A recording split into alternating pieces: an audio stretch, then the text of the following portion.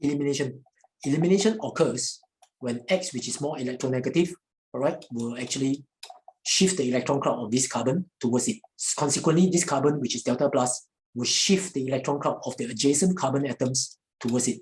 And the effects of that is such that the hydrogen that's bonded to the adjacent carbon atoms become delta plus.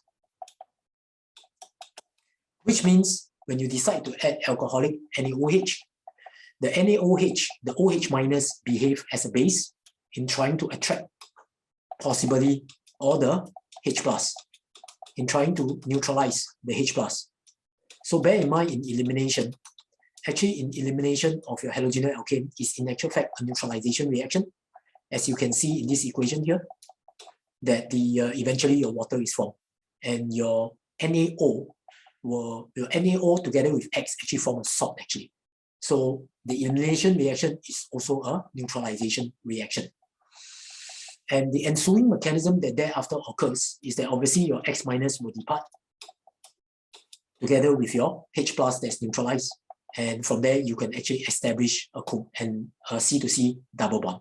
From this illustration itself, it is also clear that if you are a third degree halogenoalkane, like what we have drawn here, then there will be three possible ways that you can undertake your elimination, because you can form your double bond here when the blue hydrogen is being removed, or you can form your double bond here, provided in this case, of course, your red hydrogen is being neutralized and removed.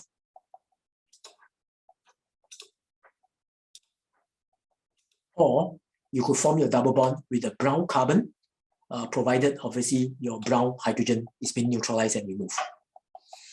Hence, in summary, we always say that if there's a 1 degree halogenoalkane, then there's only one way that you can eliminate it. So it's, you can only at best produce one structural isomer.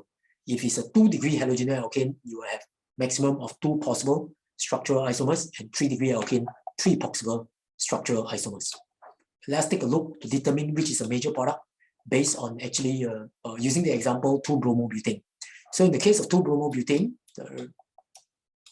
it will actually be this.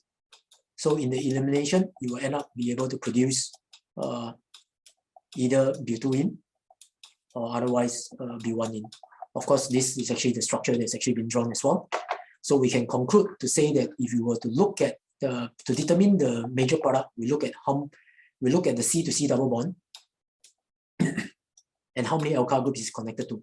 So in this case, in the case of B1ene, it's actually connected to 3 hydrogen. So there's only 1 alkyl group. In the case of butyene, the C to C double bond is connected to 2 hydrogen. So they're in actual fact 2 alkyl group. So since there are 2 alkyl group, it will be the major product. This is actually using SAZEF rules for that, and you just technically need to apply it.